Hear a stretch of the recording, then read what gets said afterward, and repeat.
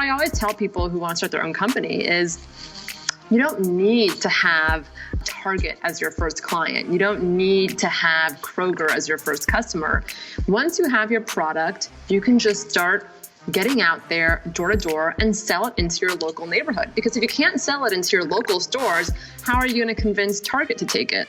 So sales, like you say, is really the lifeblood of our business, and we need revenue. We need to sell the gum. And so in those early days when I was doing sales alone, I'd say that every rejection really stung. And we had rejections from big and small. So initially, I would say I did apply to some large companies as well, such as Target, and they did not take us initially. Now, we actually are at Target in the Southern California region. So you can find us if you're out in LA.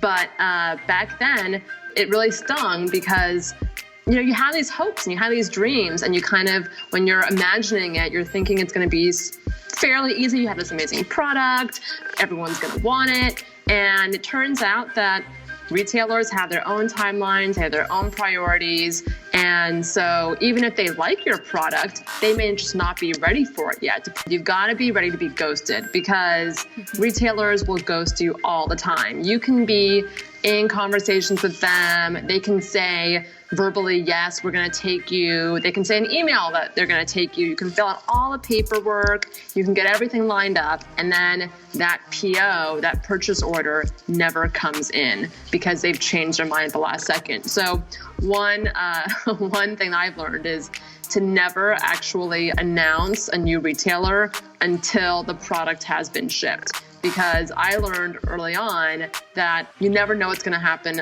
until the product is actually in the store.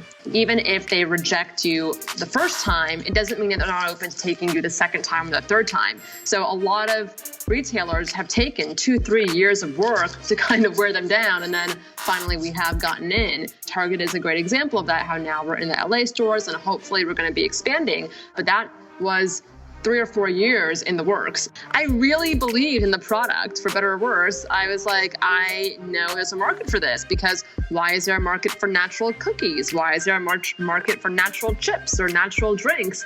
There's a market for these other consumer products that are natural. Why wouldn't someone want a healthier, better gum? And so it just seemed very logical to me. And I was like, just because no one said it yet, it doesn't mean that it can't be done, and it doesn't mean that there's no demand for it. I knew it was going to be a challenge because I was creating a new category versus just hopping into a category that already existed, right? So I wasn't the 10,000th natural chocolate, which was already a very mature market, or I wasn't like the, 20,000th natural drink, right? We have so many natural beverages nowadays.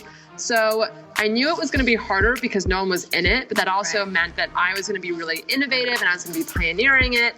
And that's why, our path is long. There's a long road ahead of us still. There's a lot of moving parts, a lot of variables to deal with when you are running a factory. So that takes up a lot of our time. And then also on the marketing side, like you mentioned, education, that's a huge component. And we have to think about, okay, well, how do we create a marketing budget that works? And how are we going to increase our awareness? And so that is really important as well. How do we get our message out there? It's hard today, and with all the noise that's out there, to really cut through to get to people. So that's something that also we think a lot about. There have been times when we have been approached by investors and in recent years, but we just haven't been raising money. And that too has been tempting. But I think that we want to be really thoughtful about how we grow and how we raise. And I've seen other companies take in a ton of money and then kind of lose focus, and so that's not something that I want to happen to us. So we've been very thoughtful about how we grow and how we scale and the kinds of places we want to be in. And if we don't need the money, we don't take it.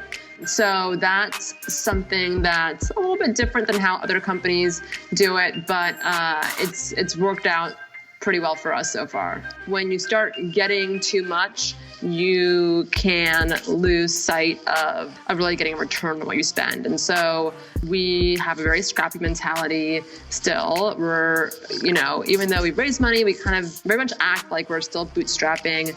And I think that's served us really well. So every single dollar we spend, we're like, okay, is this really going to mean something? Are we going to have a return from this? You got to just jump in. You got to jump in and you got to try, and you'll make mistakes along the way, but you'll learn from them. And I think things like what you're doing, listening to podcasts, reading books out there, talking to friends, networking, seeing what people who've done it before have to say, all those things can kind of help put you on the right path. So I'd recommend all that. And I'd also recommend not getting too emotionally attached to your ideas, because I think that that's something that it's very easy as an entrepreneur to get. It's your baby. So it's very easy to get attached to these ideas and to your products and to your concepts. But I think that if the feedback starts coming in and it's not good, you want to be able to iterate and adapt. I feel like along the way, I was I want everything to be so perfect, right? And you kind of get bogged down sometimes in the weeds.